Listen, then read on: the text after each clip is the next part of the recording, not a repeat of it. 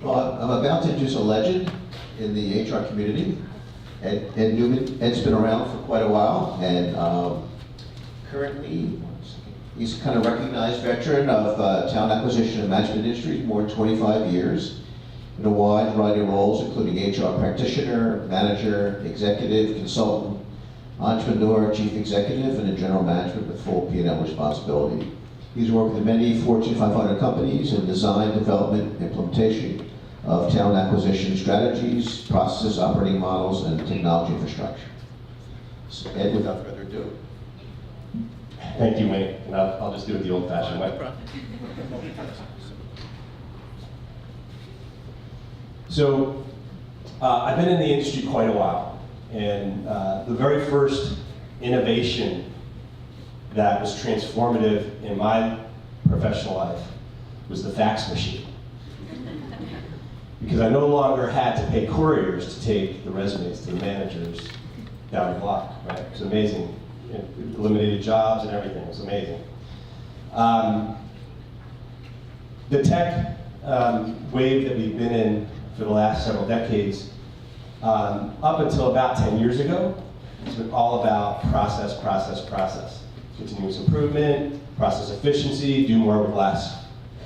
About 10 years ago, we entered into sort of a new wave. Anybody read up on the Nexus of Forces by Gartner, where social, mobile, cloud computing, and big data sort of put us into this new trajectory where it's no longer just about process efficiency. It's how do we connect with each other and create leverage. And innovation has been moving towards this human-centric approach, right? That's where all of our innovation has been. It's about experience. We used to talk about recruiting process efficiency. Now it's all about candidate experience, right? And talent experience, employee experience.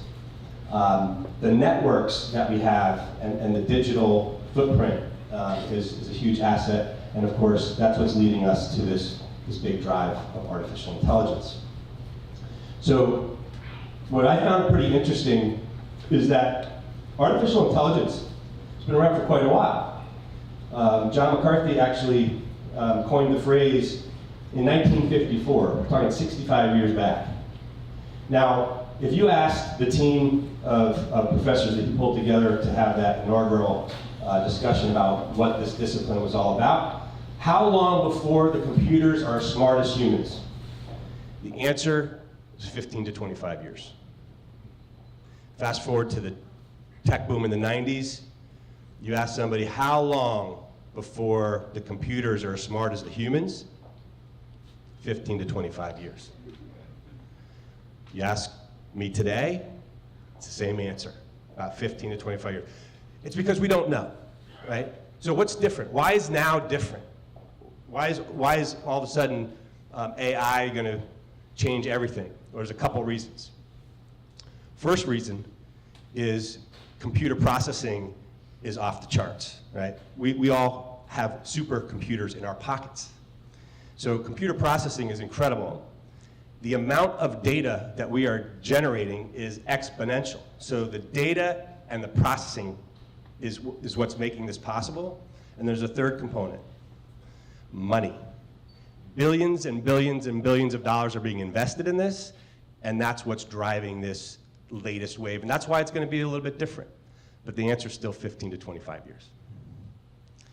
But with all that money, there's big marketing budgets, and so we all hear about this, and some people fear evil AI and Skynet and how computers will take over the world someday, but most of us can push that aside. The more tangible fear is about our jobs. Will our jobs go away? Is our bots going to take over and put us out of work? And unfortunately, I'm here to tell you, yes, the computers will take over, and we will see job loss. However, we've been through it before, right? We've been dealing with technology changing the way we work for centuries. In 1790, 90% of all humans were in the agriculture business. Is anybody crying that there's not enough farming jobs today? What would you say the percentage is today? Any guesses? Less than 2%. And still there's an abundance of food. So now this is over hundreds of years, right? So when agriculture jobs went away, we found new jobs, we found new things for people to do. Here's what's freaking everybody out. The pace of change is off the charts, right? It took the cell phone literally, just a couple of decades to be almost 100% a household. Whereas something like the telephone over the course of 60 years, right? So this pace of change is freaking everybody out, and it's freaking companies out. They aren't sure what skills they're gonna need in the future. They're hiring people into the company for jobs that don't necessarily exist yet, right? This is also something that I think is driving the gig economy.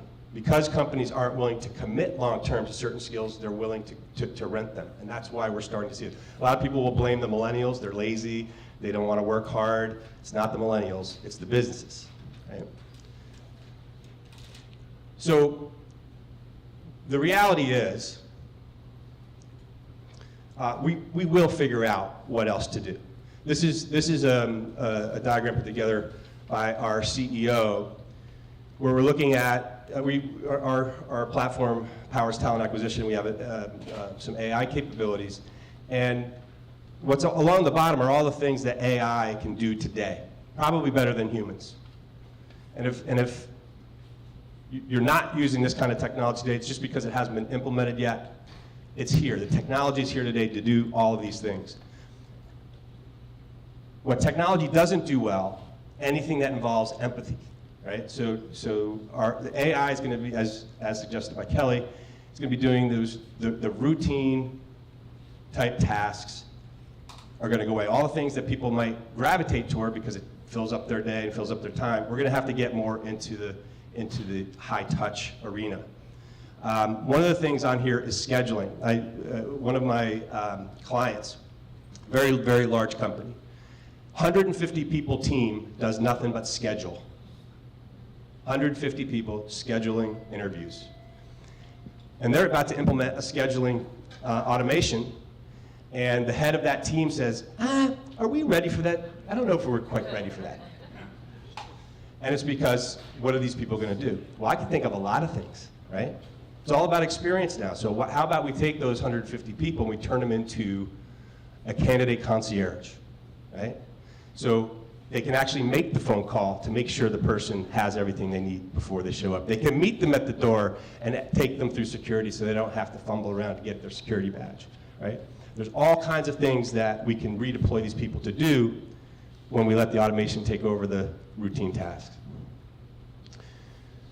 So what I leave you with is this. AI is the new electricity, right? We want to think about it as the new electricity. Electricity transformed industry after industry after industry after industry. AI is going to do the same, okay? But it's still 15 to 25 years out, and we'll have time to figure out what to do as those tasks are automated. That's all I got.